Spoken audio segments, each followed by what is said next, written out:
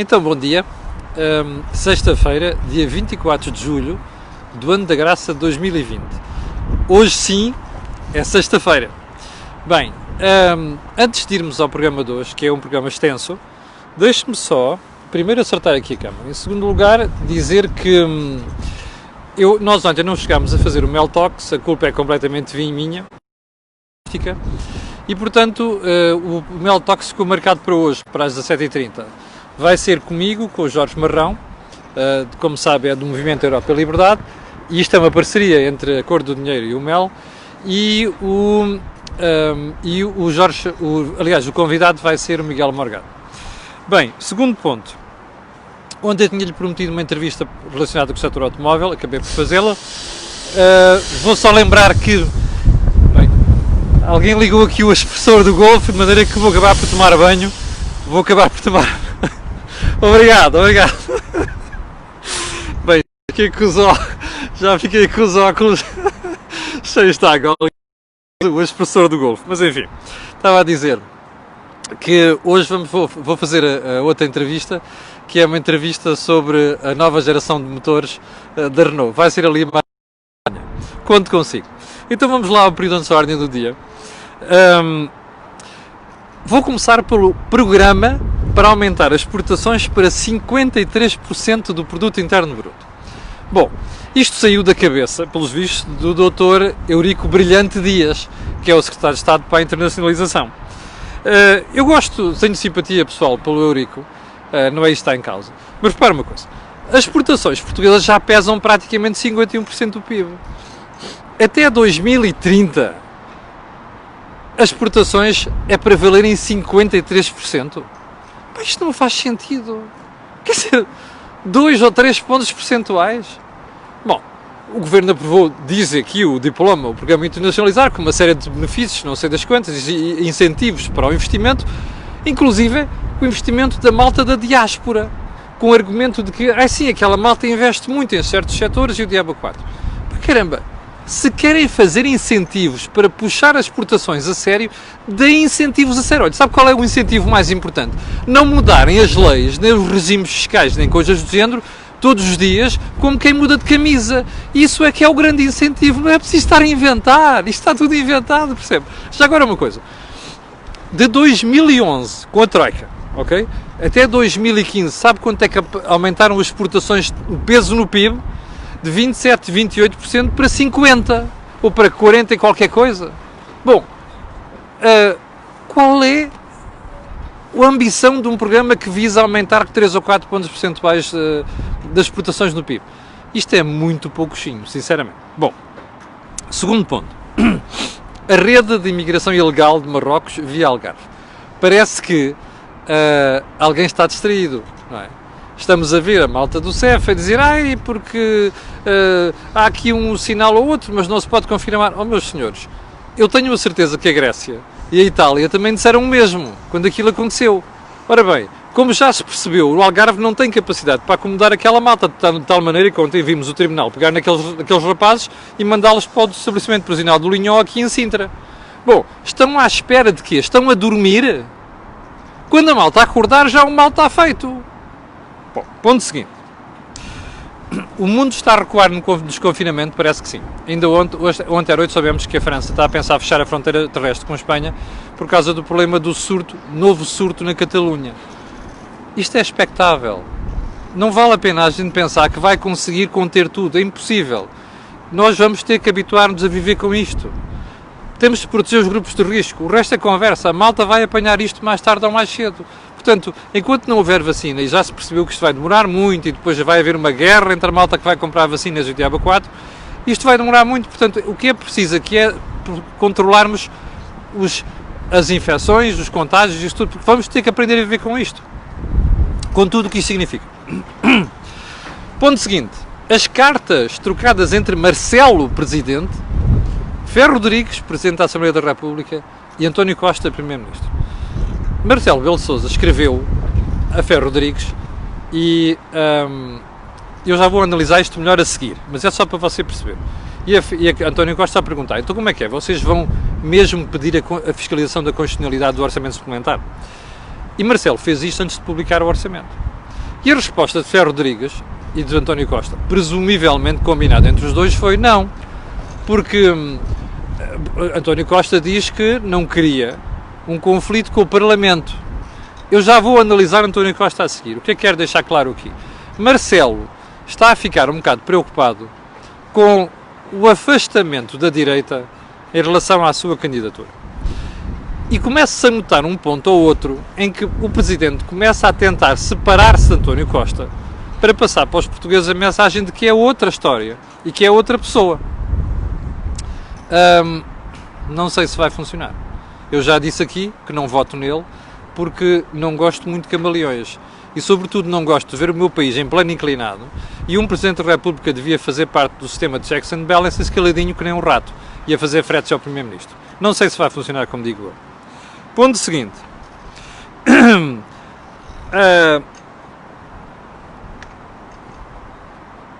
Os 100 anos da Amália.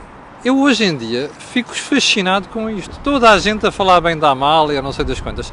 Ainda me recordo do período pós-revolucionário em que toda a gente conseguiu, ou melhor, tentou associar a Amália ao fascismo.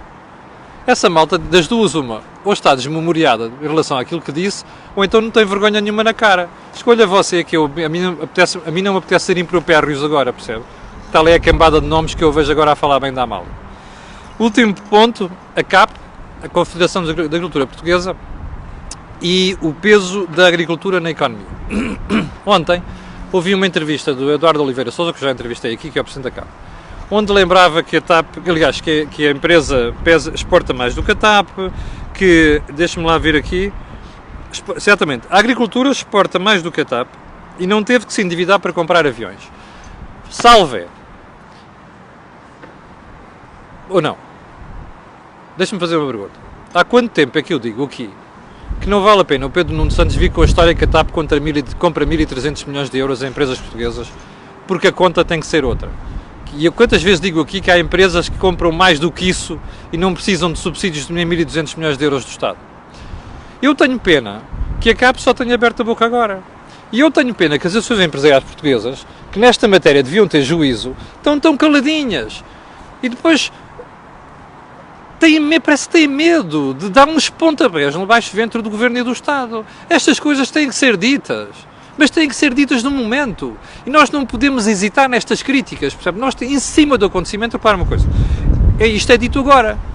Os portugueses deviam ter ouvido isto há 3 semanas. Quando o Sr. Ministro apareceu com aquela treta, aquela invenção de que a TAP não sei das quantas, porque compra 1.300 milhões de euros em empresas portuguesas.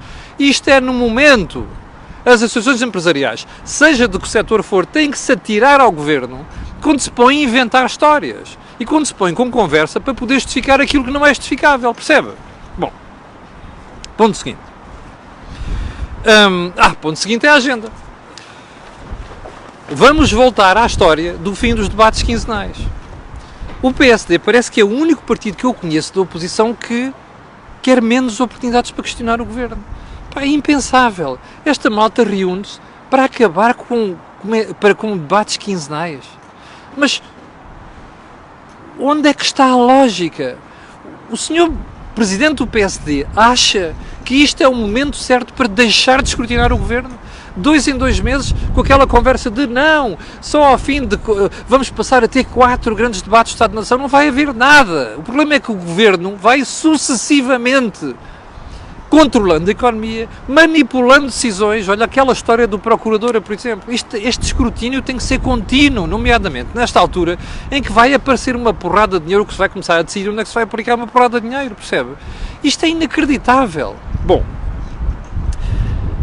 o Rui Rio, ontem, sobre esta matéria, diz que o Parlamento deu um passo importante. Eu vou-te citar. Nos debates quinzenais, os deputados não procuram esclarecimentos, mas condicionar os que serão os noticiários desse dia. E então?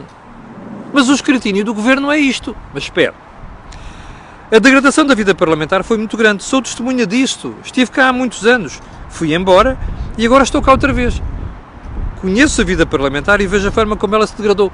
Ó meu amigo, se isto aconteceu, o que o senhor tem de fazer e os outros é melhorar o sistema.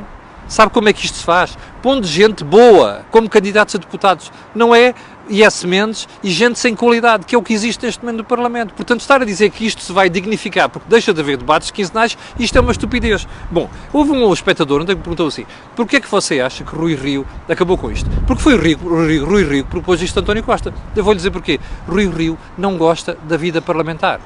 Tem aversão à vida parlamentar. E, portanto, para ele aquilo é uma maçada.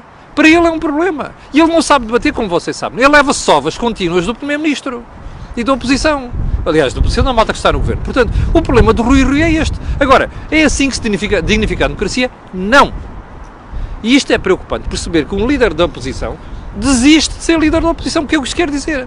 Mas, como você vê aqui na agenda, ontem, quando estava a ser questionada pelos jornalistas, à saída do Parlamento, alguém lhe perguntou assim: então, mas consertou isso com o Primeiro-Ministro que eu peço? Olha, você viu o desconforto do Rui Rio? Viu? Começou por dizer uma coisa, mas depois admitiu que tinha andado a falar com a oposição, inclusive com o próprio António Costa. E entalou-se completamente quando não conseguiu responder à questão: o senhor falou com o António Costa sobre isto ou não?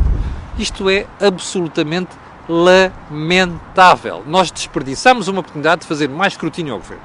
Bem, o que é que isto significa? Ou a pergunta do outro ouvinte ontem. Vamos a caminho do Bloco Central. Bem, se você olhar para aquilo que aconteceu nas últimas semanas, repare, Rui Rio votou contra o orçamento para este ano. O suplementar absteve-se. Agora vai ele propor ao António Costa esta história do fim dos debates quinzenais. Na prática, começa a perceber-se que há uma série de decisões que vão mostrando o entendimento entre PSD e PS. A despeito de nós vermos o Primeiro-Ministro dizer, como já falámos aqui, frequentemente, que não sei das quantas, que está mais interessado em fazer acordos com a esquerda, com o Bloco de Esquerda e com o PCP. Apesar de toda esta conversa, que isto é conversa fiada, percebe? O que na prática o que está a mostrar é que existe cada vez mais entendimento entre Rui Rio e António Costa para deixar passar uma série de coisas. E agora vou fazer uma aposta consigo. Como vêm medidas complicadas, como vêm decisões sobre investimentos não sei das quantas, você vai ver que na prática Bloco Central vai se afirmar cada vez mais. Isto não é maneira de fazer oposição. Rui Rio já se percebeu, está claramente à espera que o poder caia de podre, percebe? Porque ele já percebeu que o Primeiro-Ministro vai ter que tomar medidas difíceis, já sabe que vem a austeridade e, portanto, a jogada dele é, deixa-os pousar, que isto me cair no colo. Isto nunca favoreceu nada. Este tipo de atitude, que é ir buscar o poder, esperando que o poder caia de podre, não serve para nada, até porque o país se vai degradando. Portanto, esta questão do escrutínio é agora mais do que nunca. É crucial neste momento. Bom, ponto seguinte. Outra razão para mostrar que isto é uma estupidez de Rui Rio. Há uma sondagem da RTP e do Público que mostra que, pelo menos, ou cerca de 2/3 dos portugueses acham que a oposição não ia fazer melhor do que o governo. Espera aí, está a ver qual é o problema? É que o eleitor em geral olha para aquilo que é o papel do PSD, olha para aquilo que é o papel do governo e diz assim: caramba, mas eu não te vejo credibilidade para tu fazeres melhor que aqueles gajos. Portanto, é este o problema. A oposição não tem qualidade, o PSD não tem qualidade, o drama é este, percebe? E é isto que devia estar na cabeça do Rui Rio, e é isto que devia ser analisado, e é isto que os militantes do PSD deviam pensar. O maior partido da oposição não tem credibilidade para 2/3 dos portugueses, para ser a alternativa ao governo. O Rui Rio está à espera de quê? Que a austeridade degrade aquilo que é a autoridade do governo? Isto é uma estupidez. O país fica em suspenso e vai agravando aquilo que é a sua situação. Bom, agora vamos ao melhor. O Primeiro-Ministro disse ontem, aliás, diz que não pediu a fiscalização do orçamento suplementar para não haver conflito com o Parlamento. E o Presidente da Assembleia da República confirma isto. Espera aí, eu não estou a perceber. Sabe para que é que serve um Tribunal Constitucional? Para aferir da conformidade de uma lei com a Constituição da República Portuguesa. Espera, a Constituição dá o poder ao Governo, aos deputados e até ao Presidente da Assembleia da República de pedir essa fiscalização da constitucionalidade.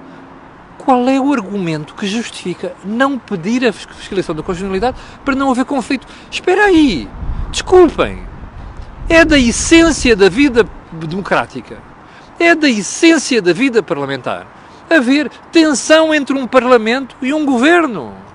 O Parlamento é a casa do povo, é onde nós pomos os deputados para fazerem aquilo que nós achamos que devem fazer. Ora bem, lembra-se do princípio da Revolução Francesa e da Revolução Americana. No taxation without representation. Bom, os deputados estão postos lá para fazerem o que nós achamos. Tem de haver tensão, um conflito entre Parlamento e Governo. Está a perceber? Não faz sentido eu não vou pedir a fiscalização da constitucionalidade para não haver conflito. Ora bem, esse conflito é imanente à instituição parlamentar. É imanente à democracia. O que é que estão aqui a dizer? Eu vou-lhe dizer qual é a história disto. É bullshit. Percebe? Das duas, uma. O António Costa acha que exageraram ao dizer que o Parlamento não devia ter feito. Tem a ver com a Lei Travão, porque acham que os deputados aumentaram a despesa ao contrário do que estava previsto no orçamento inicial. Das duas, uma. O António Costa acha que isto não é verdade ou então há outra história. Sabe qual é a jogada aqui? Eu vou-lhe dizer, que eu acho que é mais provável. É, quando o déficit derrapar para 7% ou mais, que vai ser mais, sabe o que é que vai acontecer? O António Costa vai aparecer a dizer assim, a culpa é daqueles gajos que aumentaram a despesa, percebe? A jogada é esta.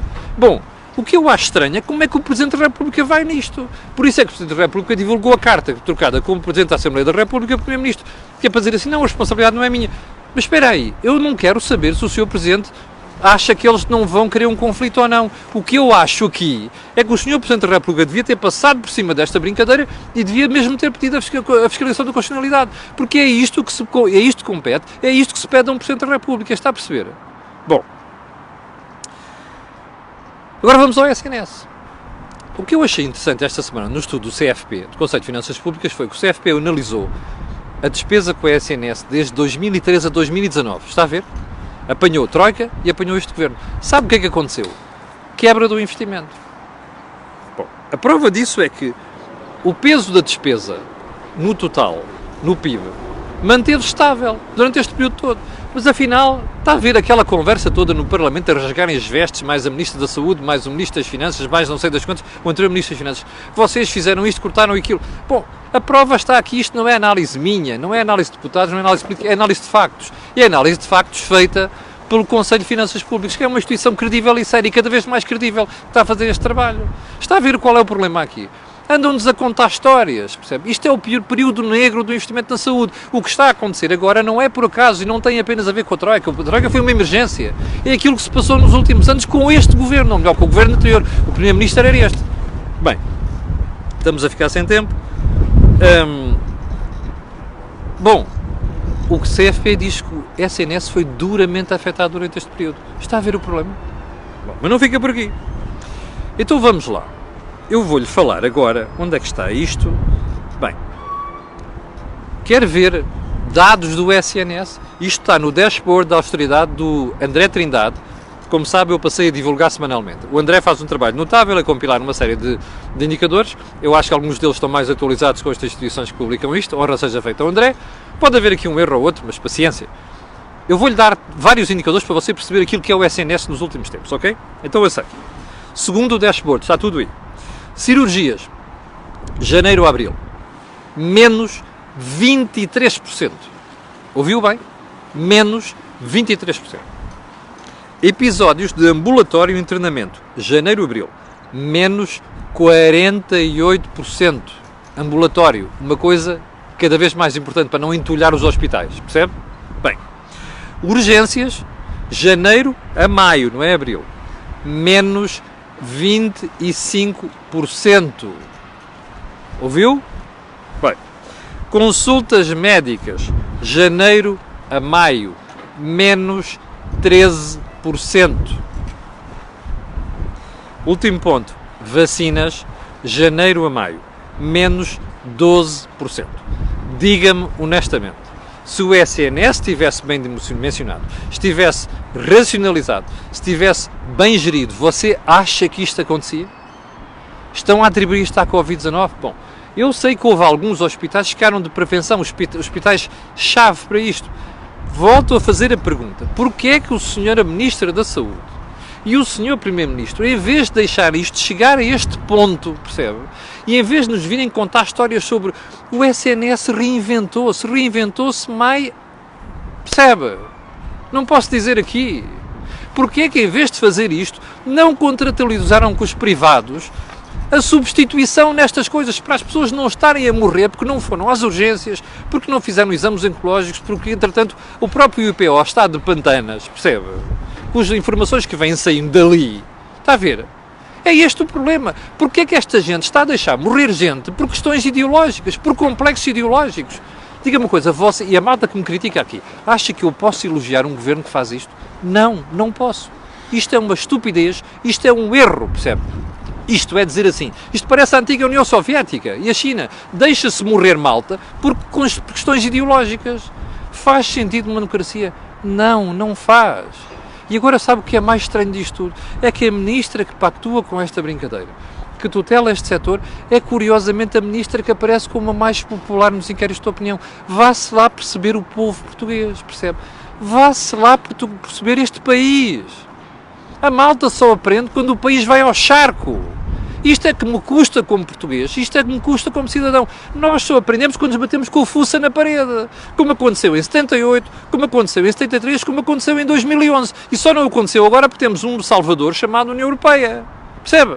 Bom, e com isto me vou. Chegamos ao final da conversa de hoje. Olha, são 5.700 pessoas em direto, quero agradecer a sua paciência, quero pedir a estas pessoas outras que vão ver aquilo que peço sempre, que é colocarem um gosto e fazer partilha nas redes sociais, porque aquilo que houve aqui não houve em mais sítio nenhum.